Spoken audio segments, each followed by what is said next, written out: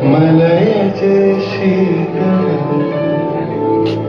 सस्य श्यामला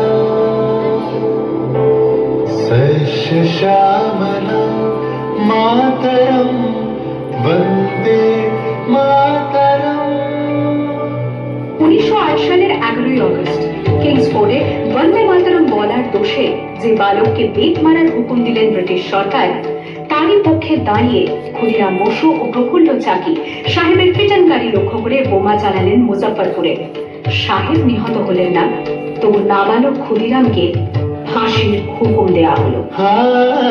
জননী গুলো তুলে পক্ষে শান্তনু বাস দেহ তুলে চোখে কাঁদিছে তবু চরম তলে 30 কোটি নরনারী।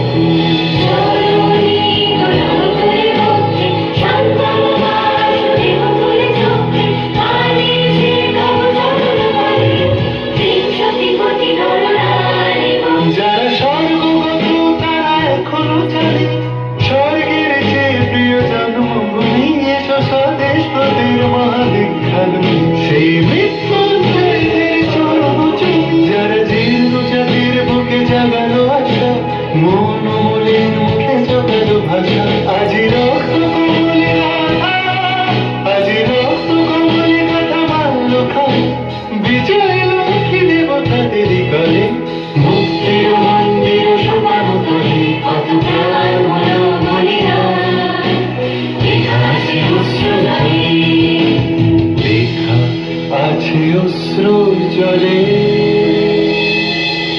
9 সেপ্টেম্বর 1915 ইংরেজদের সঙ্গে সম্মুখ সমরের স্বাধীনতা ছিনিয়ে নিতে অস্ত্র আনার পরিকল্পনা করেন যতীন্দ্রনাথ মুখোপাধ্যায়।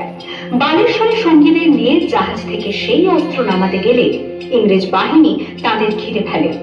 বুড়িবালমের তীরে লড়াই বাঁধে বিরাট ইংরেজ বাহিনী বনাম বাঘা যতীন ও তার 4 সতীর্থদের।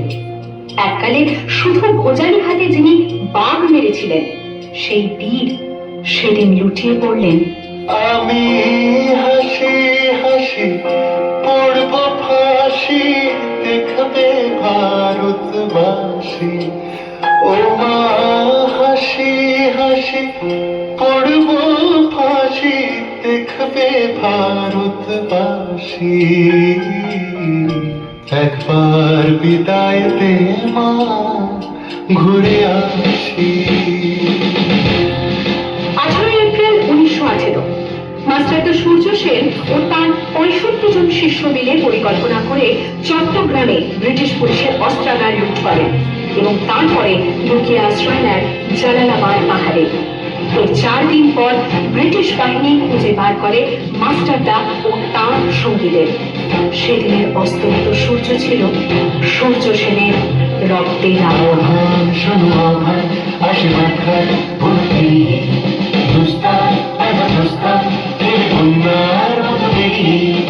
আহ্বান শোনো আহ্বান আশীর্বাদ খায় ভক্তি দুস্তার আজা দুস্তার এর বন্যার মতো দেখি। যুব সঞ্চিত শক্তি দিয়েছে সারা হিমগির সম্মতি সূর্যের সারা যাত্রা শুরু হচ্ছে ছুটি দুর্বার দিকে তটি